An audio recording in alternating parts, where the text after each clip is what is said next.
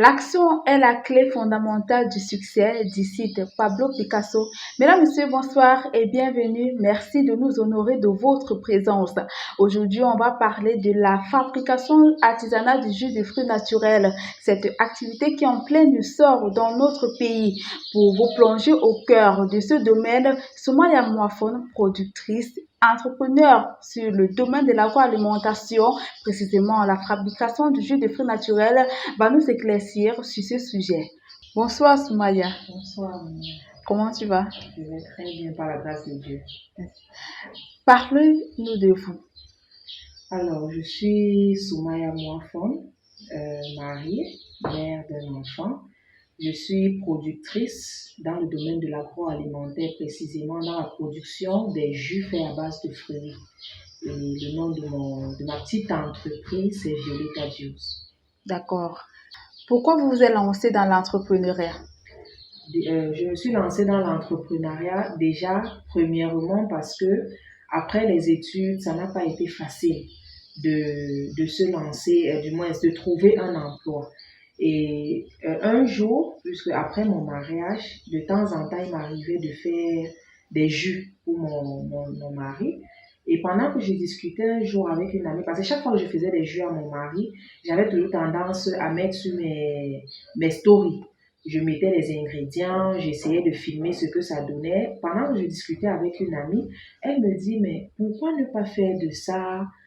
Pourquoi ne pas te lancer dans ce domaine? N'ayant jamais, je ne m'étais jamais formée. Je faisais aussi ça comme ça pour faire. Jusqu'au jour où j'ai décidé que bon, pourquoi ne pas essayer, comme elle a dit. Et j'ai commencé à suivre des formations jusqu'à arriver où je suis aujourd'hui. D'accord. En parlant de votre parcours scolaire, vous avez fait quelle filière à l'université? Déjà, j'ai commencé, après le bac, j'ai fait droit. J'ai eu une licence en droit privé. Après la licence, les choses, à chaque fois que tu déposais les demandes dans les entreprises, on te demandait, on voulait beaucoup plus des gens qui ont fait dans des domaines beaucoup plus professionnels. Dans le droit, ça ne passait pas beaucoup, c'était pas évident. Directement après ça, j'ai décidé de m'inscrire en logistique et transport. Donc, j'ai aussi fait 3 ans en logistique et transport. J'ai une licence aussi après 3 ans. Et pourquoi ne pas entreprendre dans le logistique et transport? D'aucuns vont me poser la même question, pourquoi est-ce que j'ai fait droit, j'ai fait logistique et transport, mais je me retrouve dans les jus. Déjà, je me rappelle, lors d'une de mes formations, notre formateur nous disait, l'entrepreneur a un objectif précis, c'est celui de résoudre des problèmes. Ça veut dire quoi? Quand tu vas dans le domaine du droit, on a déjà de très grands juristes. C'est vrai, c'est pas pour autant que moi aussi je pouvais pas être une grande juriste. C'est juste que moi j'ai voulu aller dans un domaine où je voulais marquer en fait. Je voulais apporter un plus en fait pour la société. Aujourd'hui, lorsque vous passez dans des marchés, vous ne pouvez pas passer quelque part sans retrouver les fruits qu'on a jetés un peu de partout. Moi, l'entrepreneur qui a décidé de faire dans la production des jus naturels. En fait, mon objectif ici, c'est de sauver les fruits. Mon objectif, c'est, si je peux dire, éviter au maximum, qu'on gaspille les fruits, apporter quelque chose d'autre à la société. C'est-à-dire, si par exemple quelqu'un est diabétique, il ne peut pas consommer, par exemple, excusez-moi, des boissons gazeuses ou des boissons trop sucrées. Maintenant, moi, en tant qu'entrepreneur dans ce domaine, je me dois de proposer à ce malade ce qui pourrait aller avec sa santé. Par exemple, parmi mes produits, si vous me le permettez, il y a des jus comme le jus de cortisol qui va très bien à quelqu'un qui ne doit pas consommer beaucoup de sucre. Donc, l'entrepreneur a pour principal objectif de résoudre un problème. Voilà en fait pourquoi j'ai décidé de me lancer dans les jus naturels. C'était aussi parce que ça me passionnait. J'aimais beaucoup écraser les fruits. Donc, j'ai décidé que bon, pourquoi ne pas... On peut comprendre que c'est une passion. D'abord. D'accord. Déjà, au départ, étant encore chez mes parents, j'ai été toujours passionnée par la cuisine. Tout ce qui a trait avec la cuisine, j'aimais. C'est vrai, j'aurais bien pu postuler, faire dans le droit, faire dans la logistique, mais vraiment, il y a aussi le fait que j'aime me sentir libre, en fait. J'aime me sentir que quelqu'un je vais dire quoi, c'est pas facile. J'imagine les gens qui travaillent de lundi à samedi, c'est pas facile de se lever à 8 heures. Quand tu veux peut-être te déplacer, il faut des permissions et tout. Donc, j'avais aussi besoin de faire quelque chose qui va me permettre d'être, parce que l'une de mes passions, c'est le voyage. Je voulais donc faire aussi quelque chose qui va me permettre de me déplacer comme je veux. Parlez-nous de votre entreprise, Violetta Juice. Alors, Violetta Juice, comme je le disais, c'est une entreprise, une petite entreprise pour le moment. On souhaite que ça grandisse encore avec les années. Violetta Juice, c'est une entreprise qui fait dans la production et la commercialisation des jus naturels, des jus faits à base de fruits. Et l'une de nos particularités aussi, c'est que on se bat pour ne pas utiliser les produits chimiques, les colorants et tout ça. Donc, c'est déjà la première des choses. Violetta Juice est née en 2021, fin 2021, donc nous sommes déjà à presque 2 ans d'existence. Violetta Juice est composé de plusieurs saveurs. Par ailleurs, le jus d'ananas, le jus de mangue. Nous avons aussi le jus d'oseille, communément appelé foléré. Nous avons aussi le jus de baobab et nous faisons aussi des cocktails de fruits. Donc voilà en gros qui est Violetta Juice ou qu'est-ce qu'est Violetta Juice. D'accord. Expliquez-nous un peu, une fois dans la salle de production, comment est-ce que ça se passe?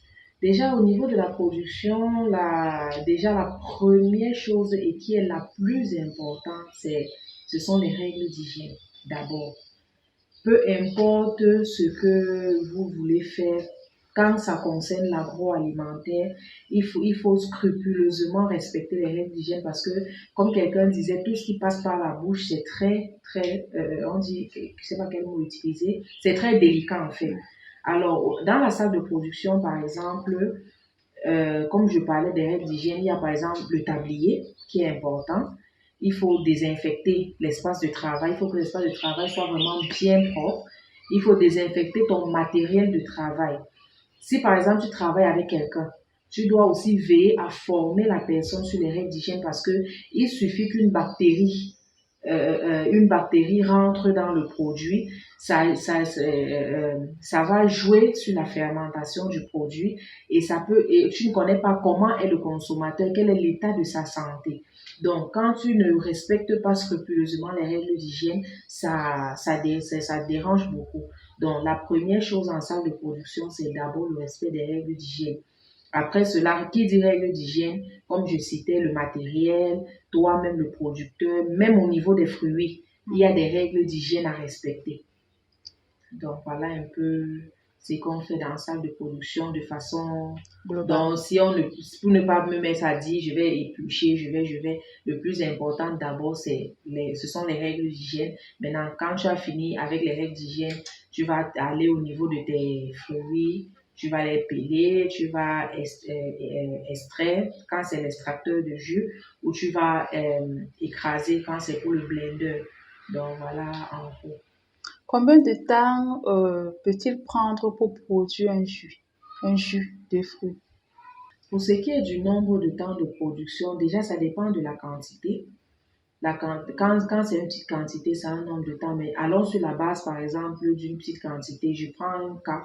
Je vais, par exemple, écraser 1 litre de jus d'ananas, par exemple. Première chose, j'aurai maxi 10-15 minutes pour me mettre au propre, c'est-à-dire laver mes mains. Mettre mon cache-nez, c'est très important le cache-nez, couvrir mes cheveux, on ne produit pas avec les bijoux, mettre ma blouse ou mon tablier et toujours avoir les chaussures fermées, c'est très important. Maintenant, après ça, je vais, avec mon eau que j'avais déjà par exemple réchauffée, je vais désinfecter par exemple mon plateau, mon couteau, tout ce qui va toucher à la production, je dois les désinfecter. Et quand je finis maintenant, je dois peler l'ananas. Je lave d'abord l'ananas une fois et je rince avec du vinaigre. Après cela, je vais peler. Après le pelage, je vais découper. Je vais passer à l'extracteur de jus ou au blender. Je tiens aussi à préciser que pour ceux qui veulent se lancer, parce que nombreux se demandent, se disent, bon, nous voulons nous lancer dans la production, on a par exemple pas les moyens d'acheter extracteur, d'acheter X ou Y. C'est important de noter qu'il faut commencer avec les moyens de base. Je prends mon cas. Lorsque j'ai décidé de me lancer, je n'avais pas d'extracteur. Certes, on nous disait en formation, il faut un extracteur, il faut un réfractomètre, il faut. Moi, je n'avais pas tout ça. J'ai commencé avec mon blender. Maintenant, pour quelqu'un qui n'a pas déjà un blender à la maison, vous achetez un truc de base. Vous ne vous dites pas forcément que pour commencer, vous avez besoin de beaucoup. Il faut commencer avec la base. Un blender, vous avez automatiquement, nous avons tous des couteaux et des plateaux dans nos cuisines. Donc, le matériel de base, c'est le plus important. D'accord. Où est-ce que vous prenez vos fruits? Est-ce que vous avez un fournisseur ou vous partez juste au marché, vous achetez et vous revenez? Alors, dans mes débuts, j'allais au marché. C'est vrai, je vais toujours au marché, mais aujourd'hui, j'ai quelqu'un avec qui je travaille parce que les fruits aussi, c'est important de connaître si ça là. C'est vrai, un cultivateur va te dire, bon, j'ai pas mis d'engrais, mais il faut aussi travailler avec des personnes de bonne moralité, des personnes de bonne foi, ou que s'il te dit, bon, il n'a pas mis les engrais, tu sais il est sincère. Donc, pour le moment, je travaille avec des fournisseurs. C'est vrai, j'ai aussi un projet d'aller même jusqu'à la base, c'est-à-dire d'aller dans les plantations, essayer de voir comment ça s'est passé au niveau de la plantation jusqu'à ce que le fruit devienne mature. Ça fait partie de mes projets. Mais pour le moment, comme je n'ai pas encore cette possibilité, je préfère travailler avec des personnes de bonne moralité, des personnes de bonne foi. Donc, oui, j'ai un fournisseur.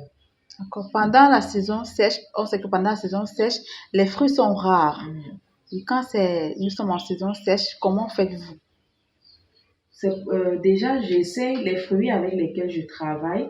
Je fais les fruits, du moins, quand j'ai décidé de choisir les fruits que j'allais produire, j'ai choisi des fruits qui sont là en toute saison. Par exemple, quelqu'un va dire, mais tu fais le jus de mangue. Il y a une période où le jus de mangue va disparaître, c'est vrai. Mais maintenant, ça rentre aussi dans les coûts. C'est pourquoi, même quand on fixe les prix, on essaie aussi de tenir compte de ça parce que lorsque les fruits disparaissent des marchés, tu trouveras toujours quelques supermarchés qui auront des fruits. Là maintenant, en fixant tes prix, tu dois tenir compte de tout cela. Le jus d'ananas, par exemple, on a l'ananas à tout moment, on a l'oseille à tout moment, on a le baobab à tout moment, les cocktails de fruits. Quand un client, si un client m'appelle, me dit, bon, madame, je veux un cocktail, je veux qu'il y ait la mangue. Si les mangues ne sont plus présentes, je vais dire, bon, vous savez, parce qu'il y a des clients, ils préfèrent les mangues, il y a deux types de mangues, si vous connaissez. Ils préfèrent les grosses mangues là, ce que les gens appellent les mangues du village. Maintenant, si quelqu'un me dit, ce sont ces mangues qu'il veut, je vais lui dire, ok, il n'y a pas de souci. Mais si ce sont les autres mangues qu'on retrouve un peu partout là, et que il y en a plus, je vais le lui dire.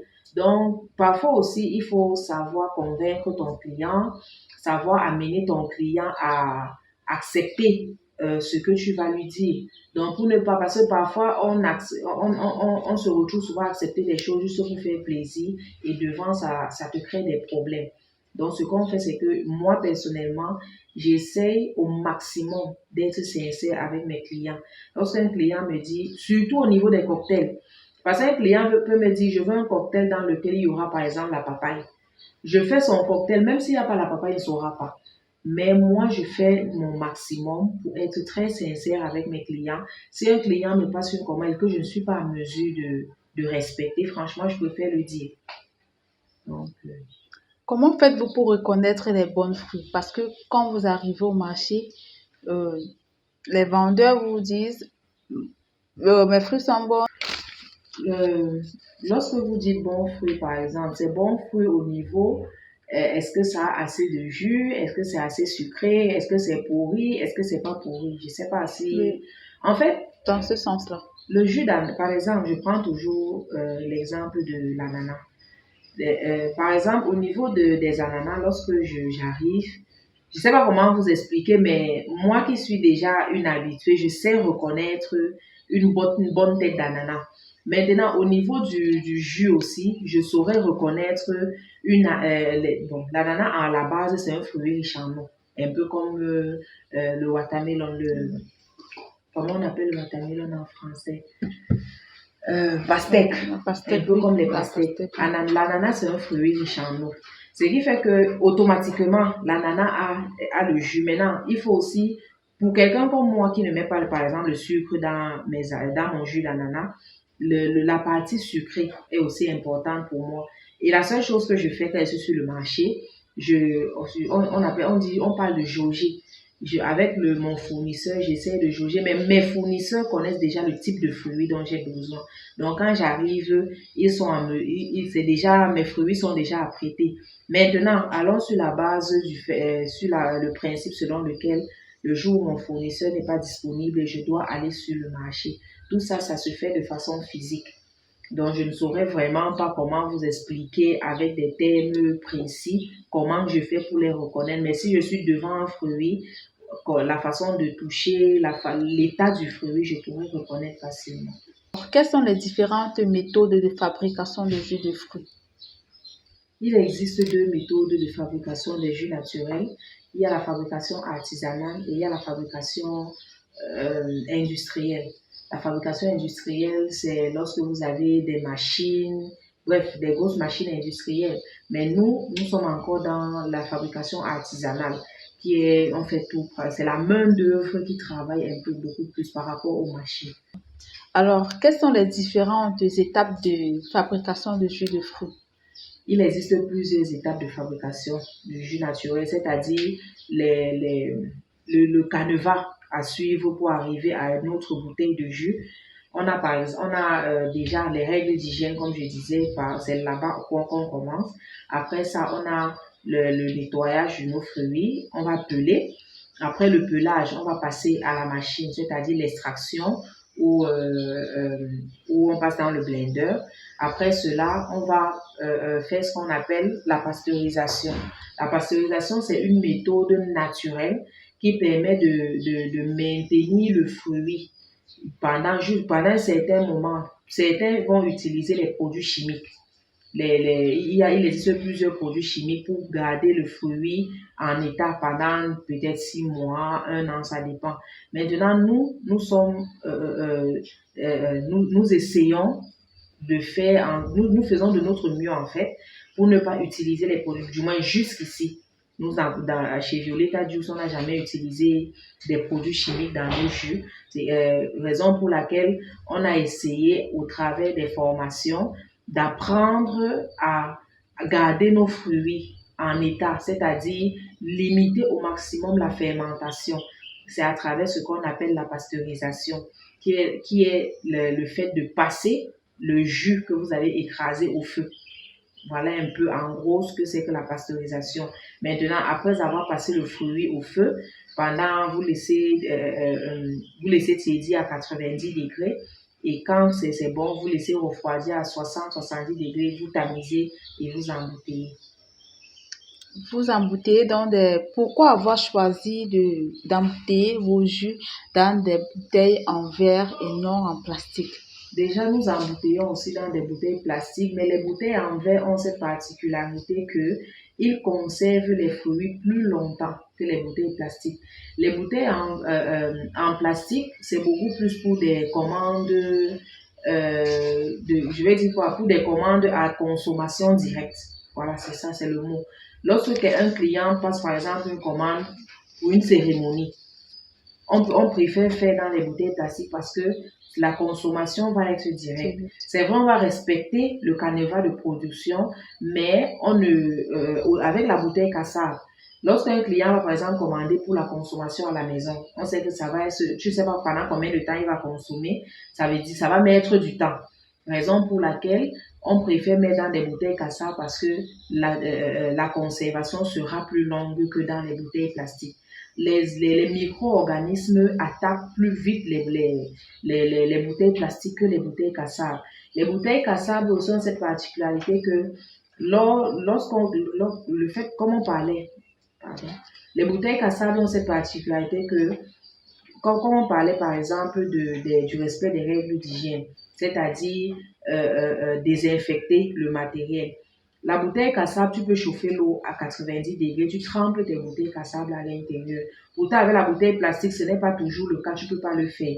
Et lorsque tu fais ça avec la bouteille cassable, ça réduit encore plus les micro-organismes qui sont les microbes qui peuvent attaquer les fruits. Et quand tu pasteurises encore ta bouteille cassable, tu décuples le temps de conservation.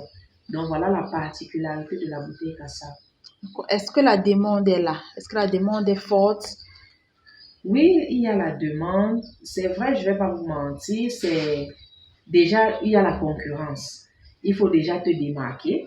Il faut avoir la bonne stratégie marketing. C'est d'abord ça.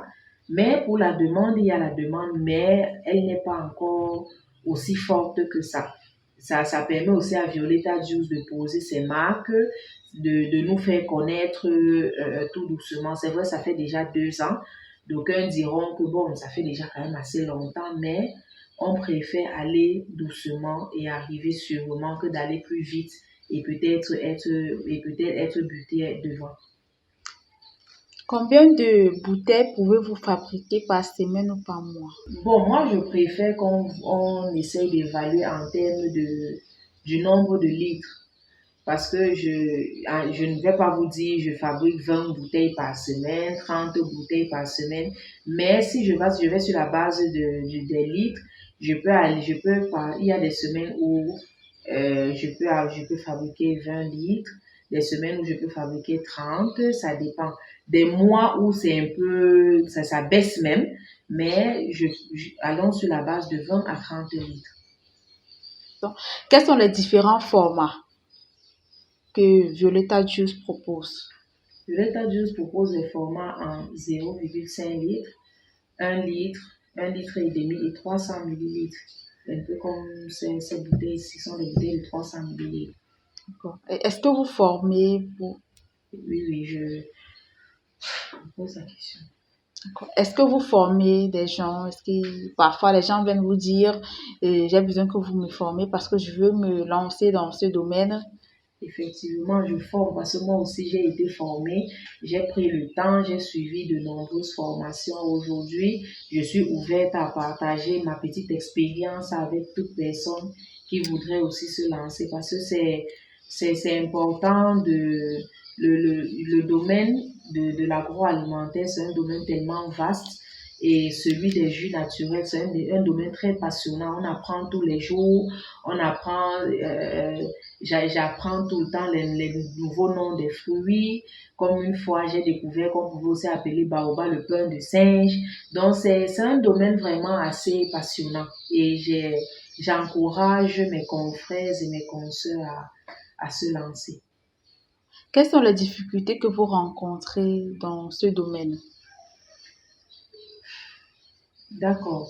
Pour ce qui est des difficultés, ça existe. Il y en a énormément.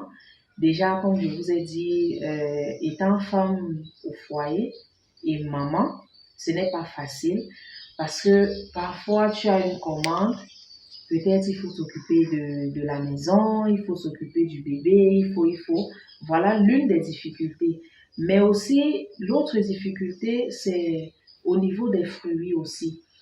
Je vais par exemple, je vais prendre un cas. Un client c'est une anecdote si vous me permettez.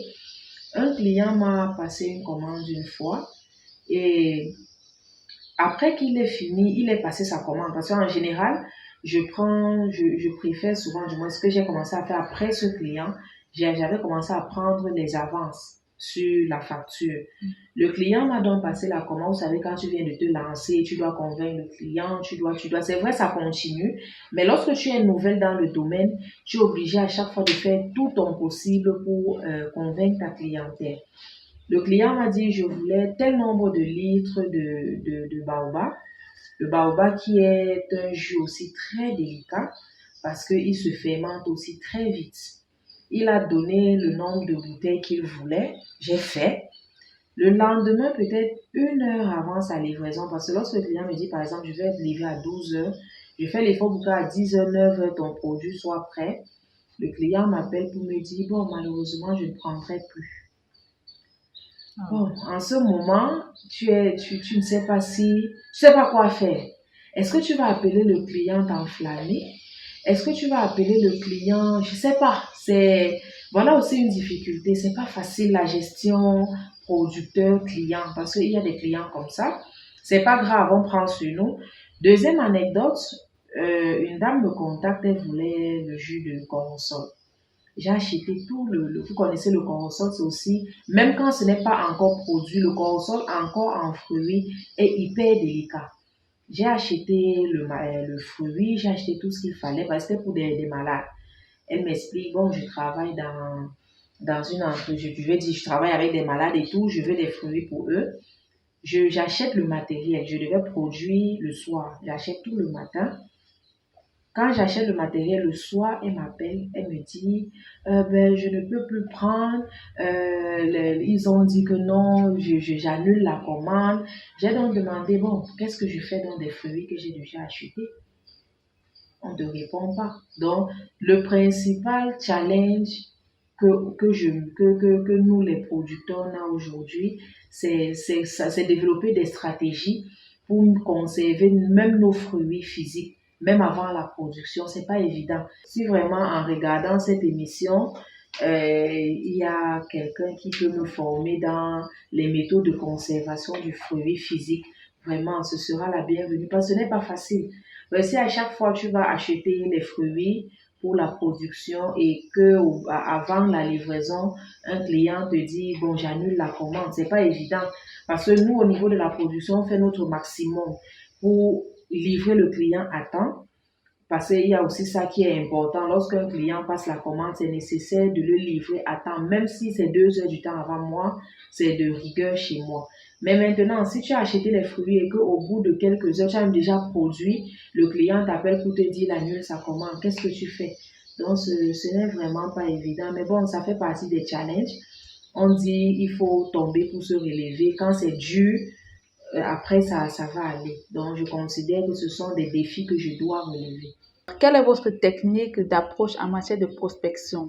Alors, au niveau de ma technique de prospection, c'est-à-dire comment je fais pour convaincre mon client, ma particularité ou ce que j'utilise de façon récurrente, c'est de convaincre mon client et avec preuve à l'appui que mon produit ne comporte pas de produits chimiques.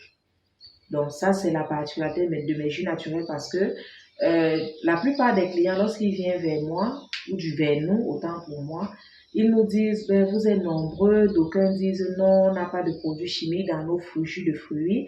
Mais lorsque tu prends le jus, tu te rends compte que il y a des produits chimiques, il y a des produits, des émulsifiants, parce qu'il existe de nombreux produits pour conserver le fruit.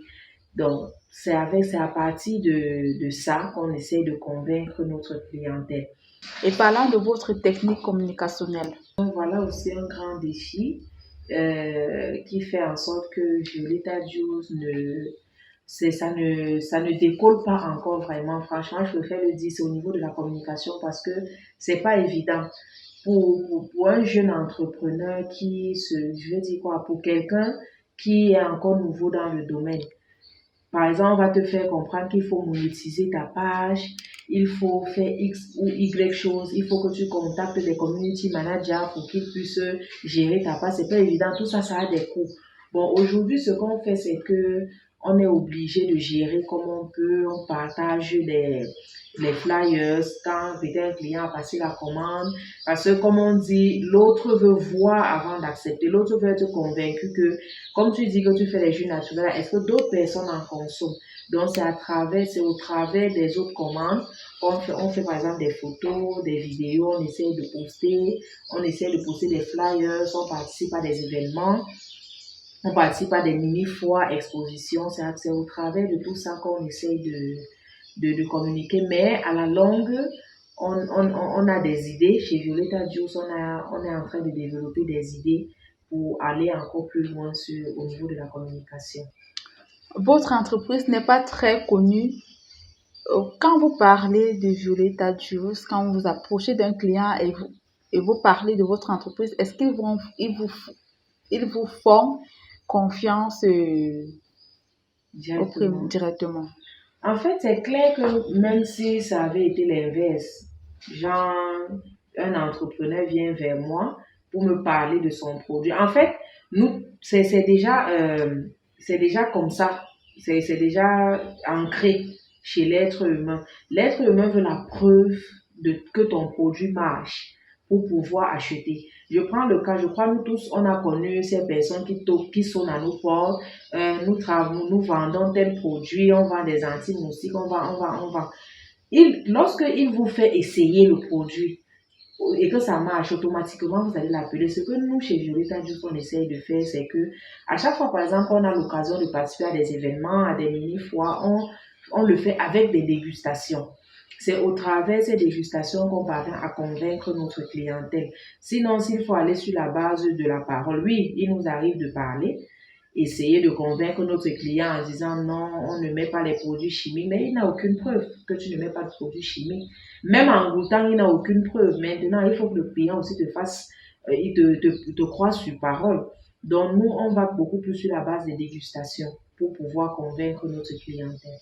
D'accord, on comprend que vous avez des difficultés, que ce soit dans le plan communicationnel ou autre.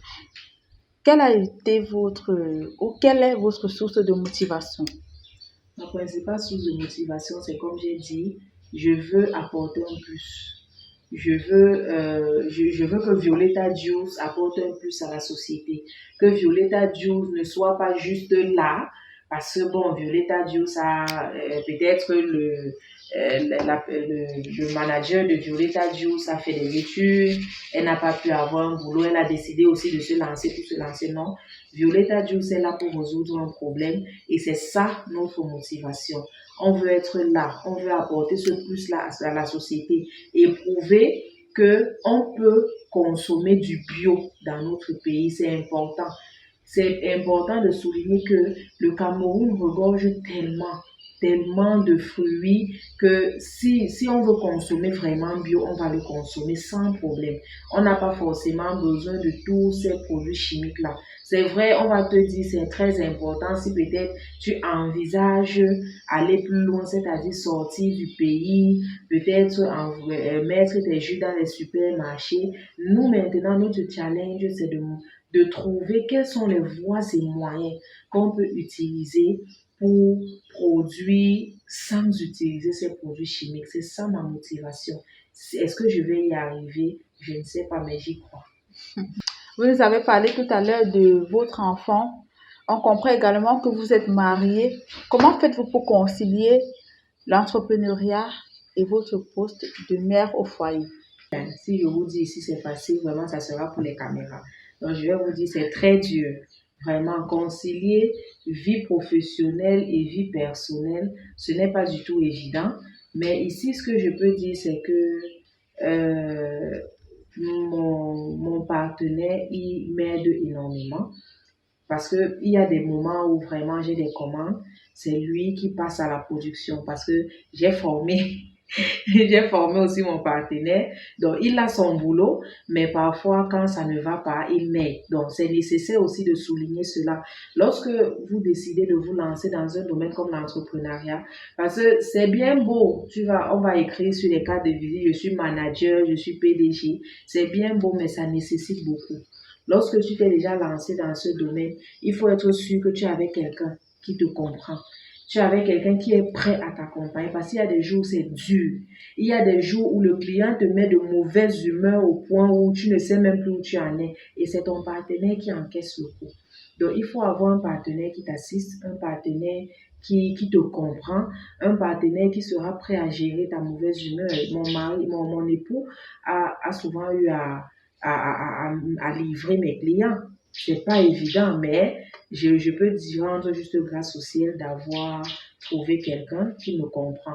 Maintenant, pour ce qui est de l'enfant, ce côté aussi, ce n'est pas facile Parce que parfois, il faut produire, l'enfant veut manger, maman, je veux manger, maman, je veux dormir. C'est pas facile. Mais franchement, on essaye de gérer. Mon partenaire m'assiste énormément, donc je profite aussi de votre plateforme pour lui dire merci. Merci pour son soutien, merci pour l'aide qu'il m'apporte au quotidien. C'est vrai, c'est pas facile. Je peux parfois être très lourd, mais il est patient, il est là, il s'est dit, bon, je l'ai choisi avec sa folie, avec peu tout. Je vais supporter, donc je lui dis merci énormément. C'est la fin de cette émission. On était en présence de Soumaya Mouafone. On se retrouve très prochainement pour une nouvelle édition. Bonsoir.